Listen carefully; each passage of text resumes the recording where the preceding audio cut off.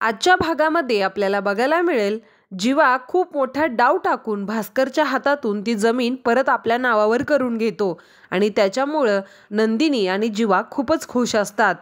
भास्कर जीवाला म्हणतो, अरे तुला कळत नाहीये तू किती मूर्ख आहेस ते, ही 8 कोटीची जागा तू 10 कोटीला खरेदी केलायस। त्यावेळेला जीवा म्हणतो, अरे व्यवहारात तर तूच मूर्ख निघलास, ही जागा तू 20 कोटीला जरी विकायला काढला असतास ना तरी मी ती माझ्या नंदिनीसाठी विकत घेतली असती। त्यावर भास्कर म्हणतो, तुला एक कळत नाहीये ही जागा लवकरच सरकारच्या ताब्यात जाणार आहे, सरकार तिथं मोठं सरकारी हॉस्पिटल बनवणार आहे आणि लवकरच या जागेचा ताबा सरकार घेणार आहे। आणि मग भास्करने असं म्हणल्यानंतर नंदिनी खूप घाबरते आणि नंदिनी मग जीवाला म्हणते, अरे जीवा काय म्हणतात हे? त्यावेळेला जीवा म्हणतो, नंदिनी शांत हो, तू पॅनिक होऊ नकोस, कसं आहे ना ह्या म्हाताऱ्याचा एक गोड गैरसमज झालाय।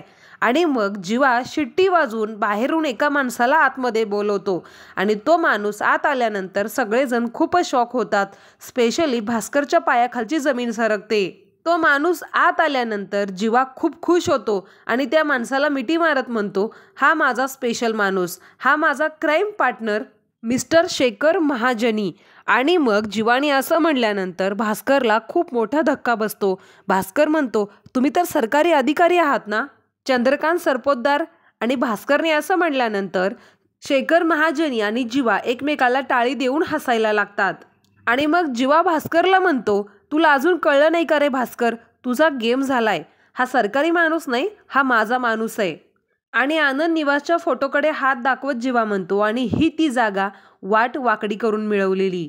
आणि जीवा रुबाबात भास्करला म्हणतो, जिंकला की नाही राजा? आनंद निवास परत मिळाल्यामुळे नंदिनी तर खूपच खुश असते, परंतु जीवाचं हे काय चाललंय तिला काहीच कळत नसतं। पण जीवाने भास्करची मात्र चांगलीच जिरवलेली असते।